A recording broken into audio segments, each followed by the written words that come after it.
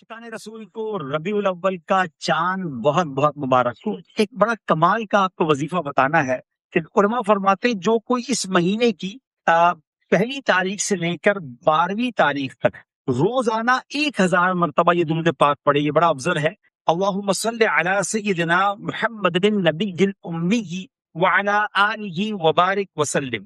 اور یہ جو شخص درود پاک پڑھ کر باوضو سوئے، انشاءاللہ نبی پاک علیہ الصلوۃ والسلام کی زیارت سے مشرف ہوگا۔ یہ مہینہ تو خوب درود پاک پڑھنے کا مہینہ ہے، اور پہلی تاریخ سے 12 ربیع الاول تک روزانہ یہ والا درود پاک 1000 بار پڑھ لے، خوب برکتیں لوٹے۔ اللہ کرے اس بار ربیع الاول میں ہم پر بھی کرم ہو جائے۔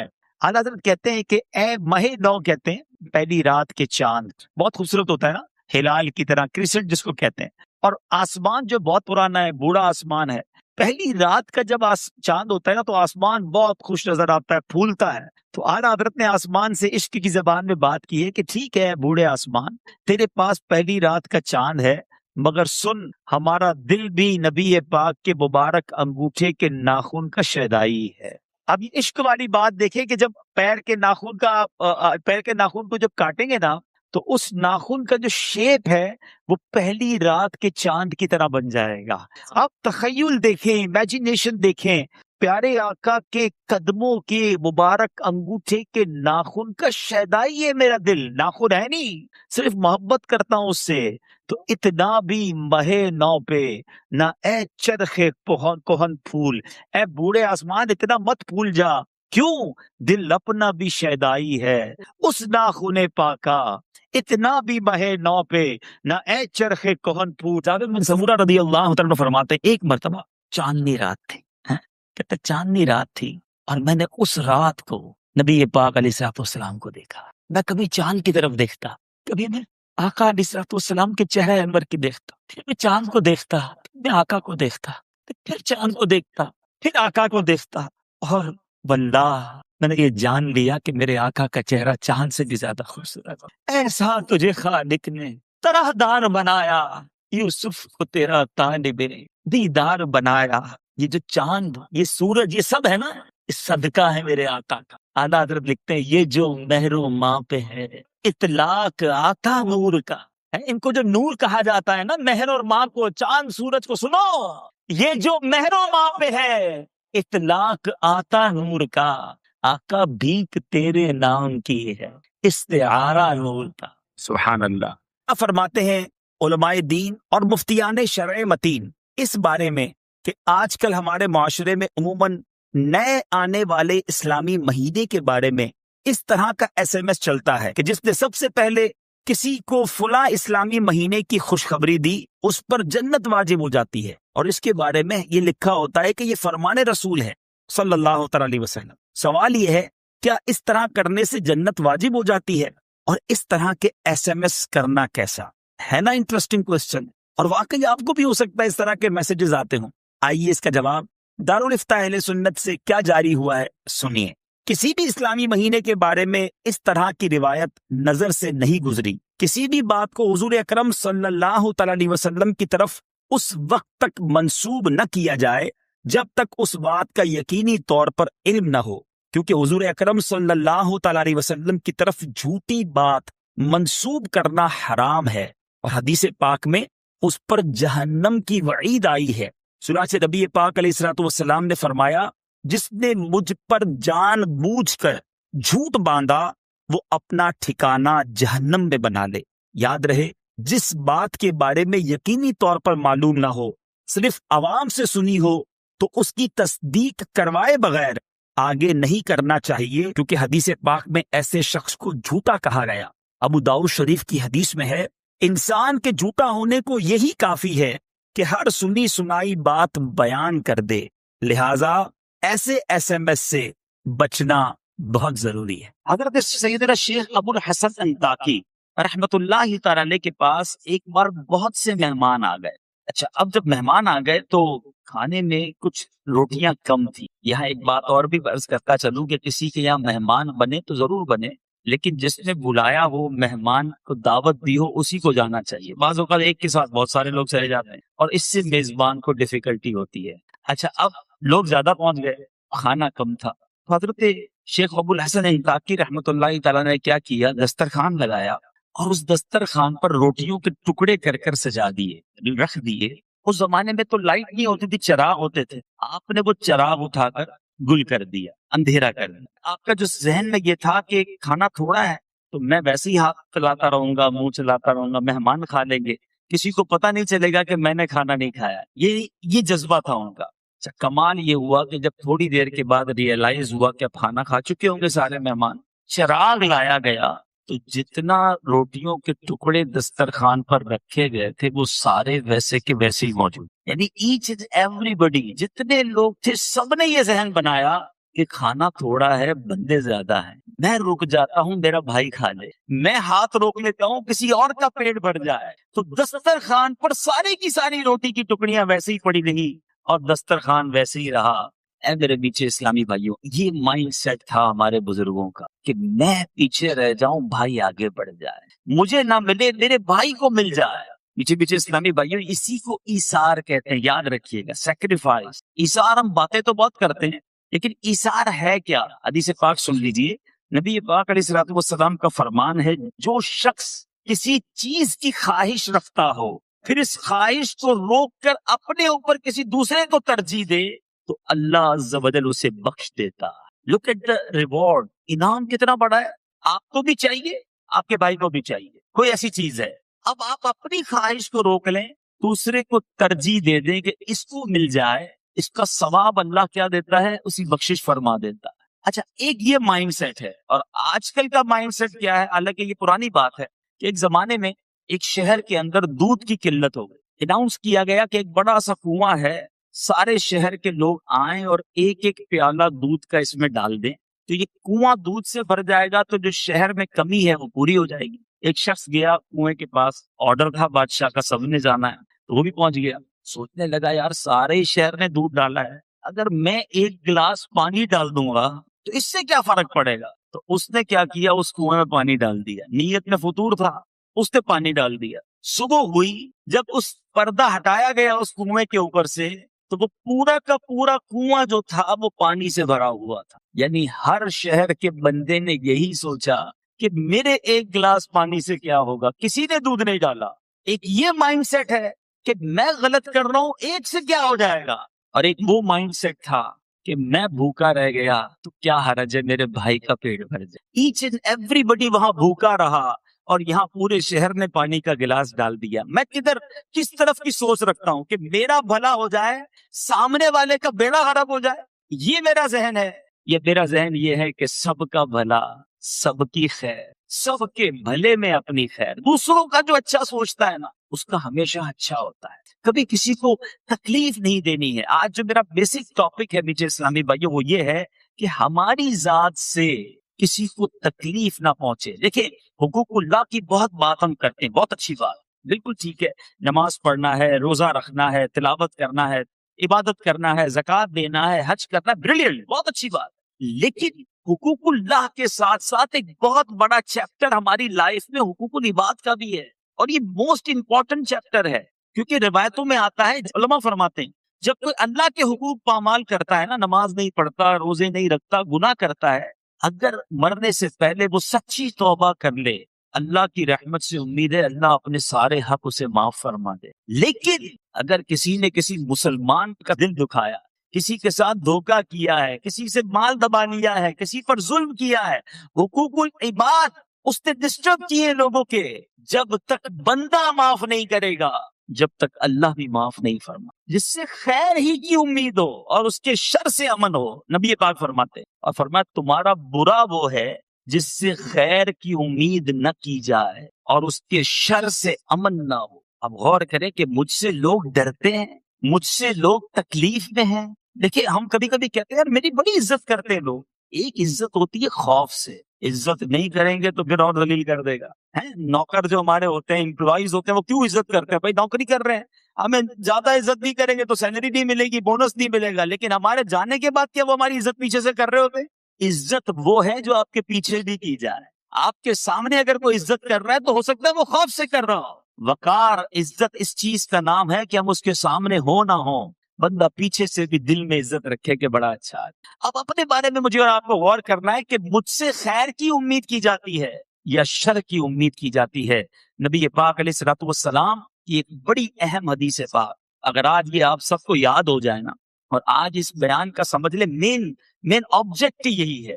سرکار دو عالم صلی اللہ علیہ وسلم نے فرمایا من آغا مسلمن فقط آذانی ومن آذانی فقط آذ اللہ. مختصر حدیث لیکن کمال بات فرما دی میرے آقا. فرمایا جس نے کسی مسلمان کو تکلیف دی اس نے مجھے تکلیف دی، اور جس نے مجھے تکلیف دی اس نے اللہ کو تکلیف دی. اب غور کر لیجئے، اچھا ہم کیا کرتے ہیں؟ ہم اپنوں کو تکلیف نہیں دے رہے ہوتے، جو ہمارے اسٹیٹس کا ہوتا ہے، ہمارا رشتہ دار ہوتا ہے، ان کا تو خیال رکھ لیتے ہیں. مگر عام مسلمانوں کے ساتھ ہمارا رویہ ایسا ہے، ہمارے غریب رشتہ داروں کے ساتھ، ہمارے امپلائیز کے ساتھ جس کو ہم نہیں جانتے، بالکل نہیں جانتے، روڈ پہ مل گیا، تھوڑی سی ٹکر لگ گئی، تھوڑا سا ہاتھ لگ گیا، تھوڑا سا بھیڑ میں آ گیا، ہمارے آگے کسی نے گاڑی بڑھا دی، اب ہمارا ایٹیٹیوڈ کیا ہے؟ اس وقت ہم تکلیف دیتے ہیں یا اگنور کر دیتے ہیں کہ کوئی بات نہیں، مسلمان ہے. پورا مطلقاً نبی پاک نے فرمایا جس نے کسی مسلمان کو تکلیف دی. پھر اب غور کر لیجیے، ہم نے کسی مسلمان کو تکلیف نہیں دینی ہے، کیونکہ آگے یہ بات کدھر جا رہی ہے؟ مجھے تکلیف دی میرے آقا فرماتے، جس نے مجھے تکلیف دی اس نے اللہ کو تکلیف دی. ہم اس دنیا میں تکلیف پہنچانے نہیں آئے. اگر آج کسی پر ظلم کرتے ہوئے، کسی کو ناراض کرتے ہوئے، کسی کا دل توڑتے ہوئے آپ آگے جا رہے ہیں، ٹھیک ہے، دنیا میں کوئی کچھ نہیں کہہ سکتا. مگر آئیے میں آپ کو ایک اور روایت سناتا ہوں کہ قیامت کے دن کیا کچھ ہو سکتا ہے. میرے میٹھے اسلامی بھائی، ایک بار نبی پاک علیہ السلام نے فرمایا کیا تم جانتے ہو مفلس کون ہے؟ آج اگر میں آپ سے بھی سوال کر لوں کہ مفلس کون ہے، آپ کہیں گے جس کے پاس گھر نہیں ہے، جس کے پاس گاڑی نہیں ہے، جس کے پاس پیسے نہیں ہے، وہ مفلس ہے. صحابہ کرام علیہ رضوان نے بھی کچھ ایسے ہی جواب دیا کہ جس کے پاس درہم و دینار سامان نہیں ہوگا وہ مفلس ہے. میرے آقا علیہ السلام نے فرمایا نہیں، سنو حدیث کا خلاصہ ہے، میری امت میں مفلس وہ ہے جو قیامت کے دن نماز، روزے اور زکوٰۃ لے کر آیا. نماز بھی پڑھی ہوگی، بہت سارے میرے بھائی یہاں بیٹھے ہیں جو ماشاءاللہ نمازی ہیں، میں کئیوں کو جانتا ہوں، روزے بھی پورے رکھ رہے ہوں گے، زکوٰۃ بھی دے رہے ہیں، کئی حج اور کئی عمرے بھی آپ نے کیے ہوں گے. سنو، آقا ڈیفائن کر رہے ہیں کہ مفلس وہ ہے جو قیامت کے دن روزے بھی لے کر آئے گا، نماز بھی لے کر آئے گا، زکوٰۃ بھی لے کر آئے گا. پھر مفلس کیوں ہے بھائی؟ سنیے، مگر حال یہ ہوگا کہ کسی کو گالی دی ہو، کسی پر تہمت لگائی، اس کا مال کھایا، اس کا خون بہایا، اسے مارا، اس کی اب کیا ہوگا؟ اب اس کی نیکیوں میں سے مظلوم کو نیکیاں دینی جائیں گی، اور پھر کچھ اس مظلوم کو، پھر جس کے ذمے جو حقوق تھے جب یہ دیتا جائے گا نیکیاں ختم ہو جائیں گی، مظلوم زیادہ ہوں گے، تو اب مظلوموں کے گناہ اس کے سر پر ڈالے جائیں گے اور پھر اس شخص کو آگ میں پھینک دیا جائے. یعنی اس کے اپنے گناہ نہیں ہوں گے، مظاہر اس کے بعد نیکیاں ہوں گی، لیکن چونکہ اس نے دل آزاریاں، ظلم اور لوگوں کے حقوق تلف کیے ہوں گے، قیامت کے دن یہ سب دینا پڑ جائے گا. میٹھے میٹھے اسلامی بھائیوں، خدا را اس بات کو ریئلائز کیجیے. اچھا، اب میں چند ایگزامپلز دوں گا، کیونکہ جب بیان اس طرح کرتا ہوں تو بعض اوقات ذہن میں خیال آتا ہے یار یہ بات تو بالکل ٹھیک کر رہے ہیں، کسی کو تکلیف نہیں دینی چاہیے، لیکن میں تو کسی کو تکلیف نہیں دیتا. ہم بعض اوقات یہ سمجھ رہے ہوتے کہ میں تو کسی کو تکلیف نہیں دیتا، میں تو بڑا اچھا انسان ہوں. تو اب میں چند ایگزامپلز اپنے بیان میں دوں گا، غور سے سنیں گے کہ کیا کہیں اس انداز سے تو میں تکلیف نہیں دیتا. یاد رکھیے، ہمارے معاشرے میں کسی کو گھور کر دیکھا جانا، غصے سے دیکھا جانا، یہ کوئی نارمل سی بات لگتی ہے کہ ٹھیک ہے تو نارمل ہے. سنیے، نبی پاک علیہ السلام نے فرمایا جو اپنے بھائی کی طرف ڈرانے والی نظروں سے گھورے، اللہ تعالیٰ اسے قیامت کے دن ڈرائے گا. آج گھورتے ہیں، آج یعنی آنکھوں سے بھی تکلیف نہیں پہنچانی، ہاتھ تو بڑی دور کی بات ہے، زبان تو دور کی بات ہے. کسی کو اس نظروں سے نہ دیکھو جس سے وہ سہم جائے، جس سے وہ ڈر جائے، جس سے وہ خوفزدہ ہو جائے. پھر آقا علیہ السلام نے ایک جگہ پر ارشاد فرمایا مسلمان کے لیے جائز نہیں کہ دوسرے مسلمان کی طرف آنکھ سے اس طرح اشارہ کرے جس سے اسے تکلیف پہنچے. کونین کے والی صلی اللہ تعالیٰ علیہ وسلم ایک بار نہیں، آپ کی سیرت اٹھا کر دیکھو، کئی بار اعلان فرمایا اگر کسی کا مجھ پر کوئی حق آتا ہے تو مجھ سے لے، اگر آپ ایسے کسی کا میں نے اگر دل دکھایا ہے تو آ کر مجھ سے بدلہ لے لو. ایک بار نبی پاک علیہ السلام صفے درست کر رہے ہیں، صحابہ کرام موجود ہیں، آپ نے اپنی ڈنڈی سے اپنی عصا مبارک سے کسی صحابی کو تھوڑا سا پیچھے کیا، صف درست نہیں تھی. نبی پاک نے جب اعلان کیا کہ تم میں سے کسی کا حق آتا ہے تو مجھ سے لے لو، وہ صحابی کھڑے ہو گئے، کہتے یا رسول اللہ میں نے آپ سے بدلہ لینا. آپ نے میرے پیٹ میں چھڑی ماری تھی، میرے پیٹ میں اپنی ڈنڈی سے اپنے عصا سے مجھے پیچھے کیا تھا، مجھے تکلیف ہوئی. صحابہ لرز گئے، یہ کیا کہہ رہے ہیں، نبی پاک سے بدلہ لیں گے؟ پیارے آقا علیہ الصلوۃ والسلام نے فرمایا آ جاؤ مجھ سے بدلہ لے لو. نبی پاک کے قریب پہنچے کہ حضور جب آپ نے اپنا عصا میرے پیٹ پہ لگایا تھا نا، میرا پیٹ ننگا تھا، میرے پیٹ پہ کرتا نہیں تھا، آپ نے اس وقت کرتا پہنا ہوا ہے، آپ بھی کرتا اوپر کیجیے. صحابہ اور لرز گئے، یہ کیا کرنا چاہ رہے ہیں؟ نبی پاک نے اپنا کرتا بھی اوپر کر دیا. تاریخ نے ایسا منظر دیکھا ہوگا کہ آقا اپنے غلاموں کو کہہ رہا ہے کہ جس کو مجھ سے بدلہ لینا ہے لے لو، اور اپنا کرتا اوپر کر دیا. مگر دیکھو صحابی کا کمال، دوڑتے ہوئے گئے اور نبی پاک کے جسم سے لپٹ گئے، میرے آقا کے جسم کو چھونے لگے اور کہنے لگے آقا بدلہ نہیں لینا تھا، میری تمنا تھی کہ ایک بار مرنے سے پہلے میرا جسم آپ کے جسم سے ٹچ ہو جائے. مجھے پتا ہے کہ میرے جسم نے اگر آپ کے جسم کو چھو لیا تو پھر سے جہنم کی آگ نہیں جلائے گی. یہ ہے میرے آقا کی تعلیمات. معافی مانگتے تھے یار، میرے آقا اپنے غلاموں سے کہتے تھے مجھ سے بدلہ لے دو، اور میں ہوں کہ آج جس کا جو چاہے بیڑا غرق کر دوں. میرا ملازم ہے نا، کیا کر سکے گا میرا؟ ذرا سی غلطی کی منہ سے گالیاں نکلتی ہیں، ذرا سی غلطی کی اس کو کہتا جا نوکری سے تو فارغ ہے. ارے ٹھیک ہے آج آپ کا کوئی نہیں بگاڑ سکتا، مگر میرے آقا کا یہ فرمان یاد رکھنا، من آذا مسلمن فقط آذانی ومن آذانی فقط آذ اللہ، کہ جس نے کسی مسلمان کو تکلیف دی اس نے مجھے تکلیف دی، اور جس نے مجھے تکلیف دی اس نے اللہ کو تکلیف دی. تو ہے میرے میٹھے اسلامی بھائیوں، بات چلی ہے کھانے پر عیب نکالنے کی. نہ نکالا کرو عیب، نہ لڑا کرو اپنے گھر والوں سے، صبر کر لیا کرو. ایک بہت گناہگار شخص تھا، اس کا انتقال ہو گیا. انتقال کے بعد اس کے دوستوں نے اسے خواب میں دیکھا اور کہا کہ تمہارے ساتھ کیا معاملہ ہوا؟ کہنے لگا اللہ تعالیٰ نے میری مغفرت فرمانی. لوگ بڑے حیران ہوئے، تو تو بڑا گناہگار، تیری مغفرت کیسے ہو گئی؟ کہتا گناہگار تو تھا، ایک بار میری زوجہ نے کھانا بنایا اور کھانے میں نمک بہت زیادہ ڈال دیا، بڑا غصہ آیا کہ ابھی سزا دوں. ہو سکتا ہے یہاں بھی ایسے کوئی شیر ببر بیٹھے ہوں گے کہ جیسے ہی کھانے میں کوئی گڑبڑ ہوتی ہوگی تو ہاتھ بھی اٹھا دیتے ہوں گے، پلیٹ بھی پھینک دیتے ہوں گے. کہتے ہیں میرا بھی بڑا غصہ ہے کہ بدلہ لے لوں، مگر دل ہی دل میں سوچا کہ آج میری بیوی نے ایک غلطی کی ہے، میں چلا بدلہ لینے. میں صبح سے شام اپنے رب کی بارگاہ میں کتنی کوتاہیاں کرتا ہوں، کتنی غلطیاں کرتا ہوں، وہ تو مجھ سے کوئی سزا نہیں دیتا، وہ تو مجھے چلائی جا رہا ہے، نبھائی جا رہا ہے. کہتا کچھ نہیں کہا، سنیے گا زبان سے کچھ نہیں کہا، بس میں نے صبر کر لیا اور کھانا کھا لیا، اگنور کر دیا، دیٹس اٹ. اللہ دلوں کے حال جانتا. اس نے زبان سے کچھ نہیں کہا کہ میں نے تجھے معاف کیا، چل آج غلطی کی آئندہ مت کرنا، آئندہ کرو گی تو پھر سزا دوں گا. نہیں، کوئی اترایا نہیں، کوئی جتلایا نہیں، کچھ بھی نہیں، دل ہی دل میں معاف کر دیا. مرنے کے بعد اسے بتایا گیا کہ اس روز تم نے اپنی بیوی کو، میری بندی کو کھانے میں غلطی کرنے پہ جو معاف کیا تھا، تو نے بندہ ہو کر میری بندی کو معاف کر دیا. میں تو سب سے بڑا معاف کرنے والا ہوں، جہاں میں نے تیرے سارے گناہ معاف کر دی. یہ ہے معافی کی فضیلت، یہ ہے صبر اور یہ ہے نرمی. ہم تکلیف دینے نہیں آئے دنیا میں، خدا را یہ بہت تھوڑی سی لائف ہے، سمجھو میری بات کو. تھوڑے دنوں میں ہم سب نے دنیا سے چلے جانا ہے. جتنا جینا ہے نا خوشیاں بکھیر کے جیے، پیس اور لو اور محبت دے کر جیو. کیوں تکلیفیں دیتے ہیں؟ کچھ لوگ ہوتے ہیں، آپ کو بھی پتا ہے، آپ بھی جانتے ہیں، میں بھی جانتا ہوں، کہ جن سے ملنے کو جی نہیں چاہتا ہے. بندہ کہ یار ملیں گے نا تو کوئی تنظیم کرنا ہے انہوں نے، کانٹے لگے ہوتے ہیں. ایسا لگا کچھ شخصیات میں کانٹے لگے، ہاتھ ملاؤ تو کانٹا چبو دیتے ہیں. بندہ بولے نہ ہی ملتا تو اچھا تھا یار. اور ایسے لوگوں کا بندہ فون بھی نہیں اٹھاتا. جب فون اٹھاؤں گا تو جناب کم از کم آدھا گھنٹہ انہوں نے بات کرنی ہے اور دنیا بھر کی پچات کرنی ہے. ایسے نہ بنو، لوگوں کے لیے کمفرٹ زون رکھیں. آپ ایسے بن جائیں کہ لوگ آپ سے بات کرنے میں خوش ہوں. ہمارے اسلاف کیسے تھے؟ سیدنا مالک بن دینار رضی اللہ تعالیٰ عنہ، آپ کا ایک پڑوسی یہودی تھا، آپ اللہ کے بڑے نیک بندے تھے. اس کو بڑی بڑی آپ سے جو ہے نا کس کو جیلسی تھی کہ یار یہ مسلمان اتنا بڑا عالم دین میرے برابر میں رہتا ہے. وہ ڈیلیبریٹلی جان بوجھ کر اپنے گھر کی گندگی پرنالے کے ذریعے روزانہ آپ کے گھر میں پھینکتا. گندگی پرنالا سمجھ گئے نا آپ کو، جو بارش کے لیے ہوتا ہے.